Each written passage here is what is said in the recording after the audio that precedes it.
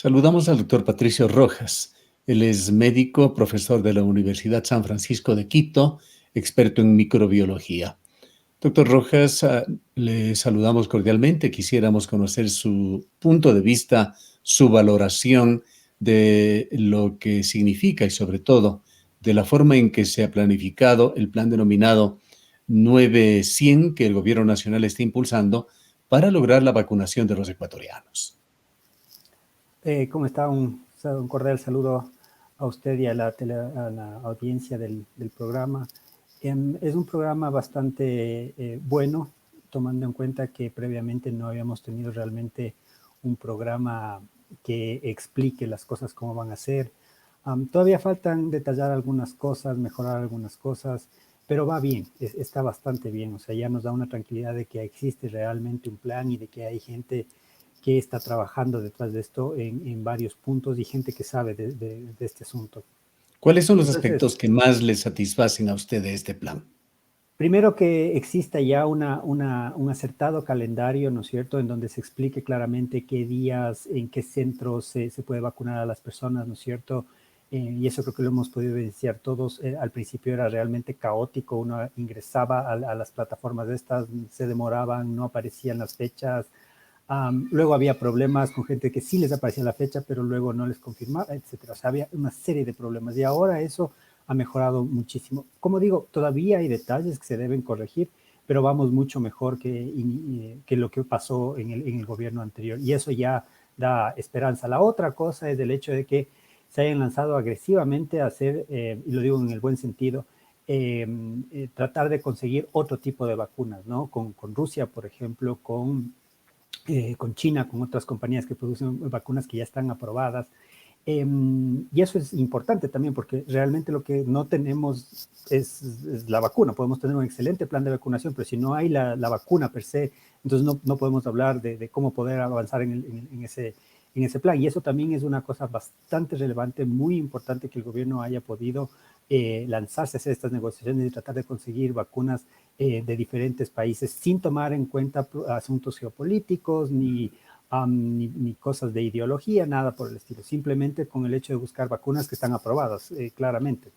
Doctor Rojas, si bien hemos escuchado a muchos médicos y expertos señalar que todas las vacunas funcionan y que no hay mejor vacuna que aquella que esté en existencia y es posible de alcanzar para los pacientes, para los usuarios, algunas diferencias se van marcando entre las vacunas. Se habla por allí de que la Pfizer protege mejor a terceras personas, más allá del vacunado, es decir, lo hace menos contagioso. Se habla de que AstraZeneca continúa generando dudas. Este fin de semana se evaluaba en Italia la prohibición de administrarlo a menores de 60 años por un fallecimiento que se había producido en ese país tras la aplicación de la vacuna. Se ha hablado también de Johnson y Johnson, o la vacuna Janssen, me parece su nombre, en el sentido de que 60 millones de dosis habrían salido o contaminadas o sin efectividad desde algún laboratorio. ¿Qué es lo que se conoce sobre las vacunas? Esta pregunta le hago porque el presidente Lasso y su gobierno han seleccionado de la gama de vacunas a la vacuna Convidecia de la casa CanSino. Sí, efectivamente, eventualmente pueden ocurrir estos problemas, como por ejemplo lo de Johnson y Johnson. Lo importante es que siempre se haga un seguimiento de los lotes de las vacunas y ver qué es efectivamente lo que pasó, y para eso se necesita hacer un seguimiento. La vacuna Johnson y Johnson no ha llegado al país y no creo que llegue en un futuro cercano al menos, porque no tienen una producción tan alta en comparación a Pfizer o AstraZeneca. Entonces, en ese sentido, para nosotros no es de mucha preocupación. Ahora, lo importante de todo eso es que esas cosas no son inusuales, o sea, eventualmente pueden pasar y pasan con otros medicamentos, etcétera. Pero ahí están todos los órganos regulatorios, las mismas compañías que identifican que algo pudo haber pasado con algún lote de vacunas y inmediatamente ellos dan la alarma y lo que hacen es precisamente todo ese monitoreo para ver dónde están esas vacunas y retirarlas del mercado. Y eso es lo que tienen que hacer en todo el mundo, o sea, siempre tenemos que estar haciendo eso. Y eso tal vez sería un asunto de nuestro lado, ¿no? De nuestro país, uno de los detallitos que deberíamos tomar en cuenta de la farmacovigilancia, de estar seguros de los lotes de las vacunas que vienen, de cómo están administrados, de hacer me refiero a todo el seguimiento de la cadena de frío, ¿no es cierto? que entiendo que se lo hace bastante bien, pero eso es algo que debemos nosotros estar pendientes todo el tiempo. Me refiero como Ministerio de Salud Público, como el Estado. O sea, ellos deben estar pendientes de todos estos detalles todo el tiempo. Una cosa que sí llama la atención es que no tengamos, no se haya lanzado algún sistema en el que uno pueda reportar eventos secundarios a las vacunas, que pueden ocurrir, y no necesariamente es que si alguien tiene algún problema de salud después de la vacuna, es que es la causa la vacuna.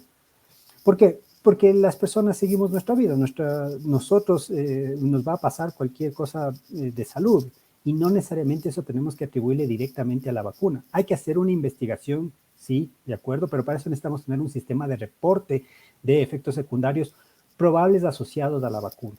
Y sí ha habido estos problemas en ciertas, sobre todo Antes de en entrar mujeres. a esos problemas, doctor Rojas, le propongo que nos comente sobre Convidecia, Uh -huh. la vacuna que ha seleccionado el gobierno, por lo menos para la mitad de los ecuatorianos. Uh -huh. Es una vacuna muy parecida a la de Johnson y Johnson. Es una sola dosis, para comenzar por ahí, pero también en la tecnología que utiliza, la plataforma que se llama. Y la plataforma es que utiliza un adenovirus no replicante, es decir, una partícula viral de un adenovirus que no nos causa ningún problema porque está alterado en el laboratorio, y lo que se le ha hecho es colocarse una partecita del coronavirus, que luego eso produce una respuesta inmune en las personas. Entonces, la ventaja inicial es que es una sola dosis. La segunda es que su manera de preservarla es en refrigeración, con una refrigeradora común y corriente, entre 2 a 8 grados centígrados. No necesitamos los cuidados para como la vacuna de Pfizer, que requiere ultracongelación, ¿no es cierto? Entonces eso también es un beneficio. Esta vacuna ha sido probada, su fase 3 del estudio clínico, en Asia, pero también en América Latina. En México, en Argentina, en Chile, se hicieron los estudios de esta fase 3 que en total en todo el mundo se involucró a 40,000 personas más o menos, y de las cuales se ha visto que previene adecuadamente la enfermedad grave y la hospitalización y la muerte, que es realmente lo que más nos importa en este momento. O sea, en este momento lo que nosotros necesitamos es evitar que la gente se siga muriendo adelantadamente, ¿no es cierto? Las muertes por COVID son muertes adelantadas, son gente que no debía morirse, pero por este problema se están muriendo. Entonces eso es lo que tenemos que prevenir que no vayan al hospital, que no tengan una enfermedad grave, que no tengan complicaciones posteriores de salud. Y ese es el primer objetivo de todas las vacunas. Ahora, conforme vayamos vacunando a la población, definitivamente va a ir reduciéndose la posibilidad de transmisión. Eso va a ocurrir, ¿sí? Y otra cosa ahí, una llamada de atención al gobierno, es que hay que hacer otras estrategias. Tenemos que seguir teniendo otras estrategias de cómo podemos frenar la pandemia, ¿sí? La vacunación es una parte importantísima, claro que sí, pero no debemos descuidar otros aspectos de cómo prevenir esto de la pandemia, de reducir la velocidad de transmisión, de reducir el aparecimiento de casos. Y ese es otro detalle que se debe añadir al programa de vacunación, porque si no, caso contrario, seguimos teniendo el problema grave que tenemos, ¿no? Los hospitales llenos, gente que se sigue infectando. Y a nosotros nos va a tomar por lo menos todo este segundo semestre de este año para terminar de vacunar a todos. Hay que recordar que ya brevemente debemos comenzar también a vacunar a niños, ¿no? Y ese es un gran grueso de la población en nuestro país. Nuestro país tiene una pirámide poblacional en donde la mayor cantidad de la gente en este país son niños. Y a ellos también tenemos que comenzar a vacunarles. Es cierto que ahorita el plan de vacunación estamos por edades, ¿no es cierto? Estamos yendo desde la edad más altas y vamos bajando, incluyendo las prioridades, ¿no es cierto? Todos que tienen enfermedades catastróficas, de algún problema que les hace más vulnerables. La ministra de Salud ya informó que sí vamos a tener un plan que va a incluir a los niños también, pero eso es súper importante porque realmente para frenar esto necesitamos que se vacune la gran mayoría de la población para poder frenar Vayamos a la lo que nos pandemia. estaba comentando, doctor Rojas, a los problemas, a los temas también que en muchas ocasiones por falta de conocimiento, por ignorancia, se especulan con respecto a las vacunas que se han aplicado. Hay casos en los cuales luego de la aplicación las personas sienten síntomas, están afectados por coronavirus, en otros casos creen que están afectados por coronavirus. Coméntenos sobre estos temas que son cada vez más recurrentes, cuando en Ecuador, según las cifras oficiales, se ha vacunado a una cantidad de entre 1 a 2 millones de ecuatorianos. Sí, bueno, efectivamente, las vacunas van a tener, en muchas personas van a dar efectos secundarios en la primera dosis, después de la segunda dosis, en las vacunas que se requieren 2 dosis, ¿no es cierto? Y eso es algo que ocurre normalmente. Hay otras personas que no reportan absolutamente nada. Pero nuevamente, ese sería un detalle que deberíamos nosotros corregir, ¿no? Y tener una página web en la que nosotros podamos reportar esto. Al Ministerio de Salud Pública le debe interesar esto, ¿no es cierto? De hacer la farmacovigilancia. Y decir, ¿qué pasó? ¿Qué síntomas tuvo usted después de la vacuna? Nada, de dolor en el brazo, malestar general. Esto fue en la primera dosis, en la segunda dosis, porque estas cosas van a ocurrir. Recordemos que nuestros niños, que es normalmente a quienes más se les vacuna, ¿no? El pediatra siempre nos indica, bueno, después de que probablemente le va a dar algo de febrícula, el niño va a estar irritable, etcétera, etcétera, hay que controlar estas cosas. Y eso, ¿qué significa eso? Que nuestro sistema inmune está prendiendo una respuesta contra la vacuna y está montando una respuesta inmune. ¿Sí? Ahora, si una persona no tiene síntomas, tampoco significa que el sistema inmune no está trabajando, no es así, porque cada persona es diferente. Pero eso es básicamente. Ahora, si hay cosas graves, ¿no? Si una persona, y sobre todo esto con AstraZeneca, que hemos tenido reportes en Europa, con la Johnson Johnson también en Estados Unidos, de que hubo estos problemas asociados a la vacuna. Primero es que han sido en la mayoría de casos de mujeres menores de 40 años. Aparentemente hay una respuesta inmune que predispone a que se formen estos coágulos. No tiene nada que ver con personas que estén tomando o anticoagulantes o que estén tomando, en el caso de las mujeres, los anticonceptivos o que estén fumando. No se asocia a esas cosas, ¿no? Normalmente las personas que están fumando o que toman anticonceptivos sí tienen un mayor riesgo de desarrollar coágulos, pero el mecanismo por el cual ocurre eso es completamente diferente a lo que se ha visto con la vacuna, probablemente, porque igualmente no está confirmado que sea por la vacuna. Ahora, esas cosas son las que nosotros tenemos que hacer, entonces reportar y hacer el seguimiento, que las personas puedan y decirles, ¿no? Comunicarles, miren, estos son los efectos secundarios leves que usted puede sentir. Si ocurre esto, esto es lo que hay que hacer, ¿no? Ponerse hielo, tomarse tal vez acetaminofén para bajar la fiebre, hacer descanso, y eso va a durar entre 1 a 3 días máximo. Cosas graves que podrían pasar, dolor de cabezas intensos, malestares intensos, ahí hay que acudir rápidamente al hospital. Y eso creo que eso sí es una falla, porque eso yo no he visto realmente que se les explique a Y los en cuanto a pacientes las después. personas que se han vacunado su primera dosis y a los pocos días resultan contagiados, hemos tenido, estos no son casos hipotéticos, hemos tenido 2 casos en Ujú, nuestro medio de comunicación, uno con ujú. AstraZeneca, otro con Pfizer, se vacunaron y a los 4 o 5 días estaban con todos los síntomas y luego tuvieron una COVID-19 confirmada. Ujú. Sí, bueno, esto está ocurriendo no solo aquí, en todas partes del mundo, y eso hay que tener en cuenta, ¿no?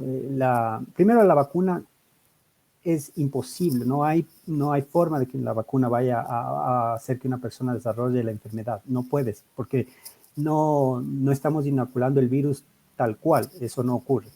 Segundo, ¿qué pudo haber pasado? Que estas personas probablemente se infectaron antes o inmediatamente después de la Estuvieron vacunación. ya con el virus posiblemente cuando Exactamente, recibían su vacuna.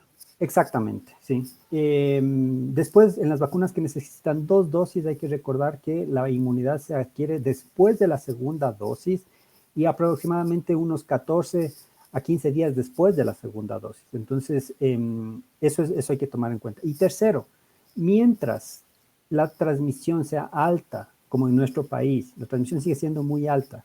Tenemos casos todo el tiempo, ¿no es cierto? Todos los días. Tenemos que seguir guardando todas las medidas de protección. La vacuna sí nos protege, pero no significa que entonces yo voy a poder ya retomar una vida, hablar salir a la calle, hacer todo lo que yo hacía previamente, porque no es posible. Y hay personas que inclusive vacunadas completamente han tenido luego una infección que es leve a moderada, ¿ok? que no les va a llevar con alta probabilidad al hospital ni les va a causar la muerte. No a una UCI, pero Pero le va a dar molestias. exactamente, pero por eso mismo hay que seguir teniendo todas las medidas. ¿Cuándo podemos comenzar a levantar y a regresar a una realidad previa a la que teníamos antes de la vacuna? Cuando estemos llegando a ese umbral que es entre el 70 a 75% de la población vacunada. Y eso me refiero no población adulta, sino realmente todos. Eso incluye a los niños, porque el coronavirus lo que va a ocurrir y lo que se está viendo en otros países que no tienen todavía niños vacunados, pero sí población adulta, es que ahora los brotes se comienzan a dar en los niños y en los adolescentes que todavía no están vacunados. Y eso tenemos que tener mucho cuidado. ¿Y qué, doctor Rojas, en cuanto a esto, que es también otro caso ya muy recurrente, pues muchísimos ecuatorianos han pasado ya por una afección de COVID-19, han sido afectados por el coronavirus? ¿Deben vacunarse y cuándo hacerlo? Sí, definitivamente hay que vacunarlos. Hay diferentes criterios respecto a esto. Mi criterio es que una persona, luego que haya pasado la infección, a partir del mes después de haber pasado la infección, ya debería, si está agendado, debería acceder a la vacuna. Lo que debería hacer el ministerio es un plan de vacunación especial para estas personas, porque lo que se ha visto es que, y esto en estudios en Europa, en Estados Unidos, en China mismo, esas personas que tuvieron previamente la infección, una vez vacunadas, una sola dosis probablemente es suficiente, porque su sistema inmune, como recuerda la infección natural, ¿no es cierto? Con la vacuna se potencia eso, se genera la inmunidad de memoria y es muy probable que eso sea suficiente, ¿sí? Entonces, para ellos probablemente el plan de vacunación sea diferente y eso también nos va a ahorrar vacunas, si son vacunas de dos dosis. Si es vacuna de una Hay dosis, una no hay prueba problema. objetiva, algún tipo de test para determinar en forma objetiva, perdone la redundancia, Uh de -huh. que esa situación se está dando, de que la persona con una dosis está suficientemente protegida? Sí, sí, efectivamente, ya tenemos disponible en el país pruebas de anticuerpos que miden anticuerpos contra la proteína de la espiga o spike, que es la proteína del coronavirus, contra la cual las vacunas básicamente lo que hacen es generar protección contra esa vacuna, la gran mayoría, y con eso podemos medir nosotros adecuadamente si es que hay un nivel. Ahora, que una persona tenga un valor y otra persona tenga otro valor, tampoco no significa que una persona está más o menos protegida. Eso no funciona así. Lo único que eso nos dice es que efectivamente hay anticuerpos y que esos anticuerpos son contra esta proteína. Pero una diferencia de niveles, si una persona, me voy a inventar los valores, una persona tiene 500 y otra persona tiene 5000, no significa que la que tiene 5000 está más protegida que la que tiene 500. Eso no funciona así. Porque lo único que queremos saber con eso es realmente si es que hubo hay inmunidad contra el coronavirus. Porque, y eso le comento, porque esto me han preguntado a algunas personas sobre esta prueba y qué significan los diferentes valores, etcétera. No hay que tener esa relación de decir una persona está más o menos protegida. Eso no ocurre así. Lo que sí deberíamos hacer, y eso también sería interesante, y nuevamente coordinado por el ministerio, es ir evaluando a las personas cómo va su inmunidad contra el coronavirus a lo largo del tiempo. Entonces, personas que fueron vacunadas hace un mes, luego hace 3 meses, 6 meses, etcétera. Tomar un grupo de la población, no necesita ser un grupo muy grande, irles monitorizando cómo va ese proceso. Eso se hace igual en otras partes del mundo, para ir monitorizando precisamente esto, o sea, cómo está, cómo dura la inmunidad, ¿no es cierto? Porque eso es otra cosa que necesitamos seguir monitorizando. No sabemos, es una enfermedad completamente nueva, ¿no es cierto? Entonces, esos datos necesitamos hacer. Y eso también sería importante que el ministerio coordine con la academia. Los universidades prestas para poder hacer. Nosotros mismos estamos comenzando a hacer un estudio precisamente con personas que trabajan en los mercados, una colaboración muy interesante con una investigadora ecuatoriana que está radicada en Australia y con algunos investigadores nacionales, pero yo creo que el ministerio podría coordinar igual esfuerzos con diferentes universidades en las regiones del país para poder hacer estos monitoreos. Finalmente, doctor Rojas, ¿cómo debe seguir comportándose la población? Bueno, tenemos que seguir manteniendo las medidas de bioseguridad. El gran problema es que el virus se transmite en lugares cerrados, mal ventilados, donde la gente se confía y se retira las mascarillas. Entonces ahí hay que tener bastante cuidado. No podemos hacer reuniones en casa con gente con la cual no convivimos. Es muy riesgoso. Peor si hacemos reuniones fuera, en otros establecimientos y estamos con gente que ni siquiera conocemos, el riesgo es muchísimo mayor. Utilizar adecuadamente la mascarilla. Esta es una enfermedad que se transmite por el aire, ¿sí? Ahora, no quiere decir que si yo salgo a la calle me va a venir una nube del virus y me va a afectar, no, no. Cuando decimos que se transmite por el aire es que si yo estoy en un sitio cerrado, mal ventilado, tengo el mayor riesgo, ¿sí?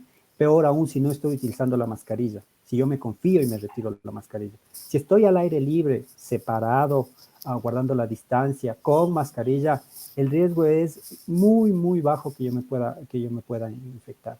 Entonces eso es lo que hay que tener. Y nuevamente, esa creo que es otra falla que no se ha corregido con este gobierno.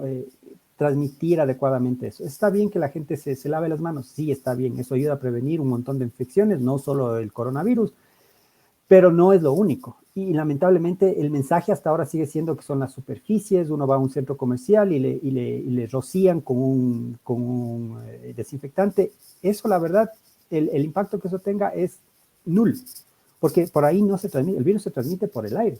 Entonces, controlar adecuadamente los aforos. Una forma adecuada, y eso se utiliza en Europa mucho, y en Estados Unidos es medir el nivel de CO2 en una habitación. ¿Por qué? Porque el nivel de CO2 me dice cuánto aire está siendo viciado, está siendo exhalado por las personas, ¿no es cierto? ¿Cuán utilizado está ese aire? Exactamente. Entonces, si yo utilizo un nivel, si no, yo utilizo un monitoreo de CO2, entonces eso me dice cuánto está ese aire viciado, como usted mismo dice. Entonces, ¿cuáles son los niveles adecuados que se sugieren? Tener valores de menos de 800 partes por millón, de menos de 800 ppm. Y eso me dice que esa habitación, lo que sea ese centro comercial, esa tienda, está bastante bien ventilada. Pero si los niveles comienzan a subir a 900, 1000, 1200, había en España, por ejemplo, enseñaban cómo dentro del metro los niveles inclusive llegaban hasta 2000 partes por millón. O sea, quiere decir que el aire viciado es altísimo y la probabilidad Cualquier de que esté sistema circulando de el virus. renovación de aire es bueno, en pocas palabras. Exactamente, así es. Bien, muchísimas gracias, doctor Rojas, por habernos atendido. No, el gusto es mío, estoy a las órdenes como siempre. Muchísimas gracias a ustedes por su labor de información. Declaraciones del doctor Patricio Rojas, él es profesor de la Universidad San Francisco de Quito, médico, miembro del Instituto de Microbiología, experto en esa área.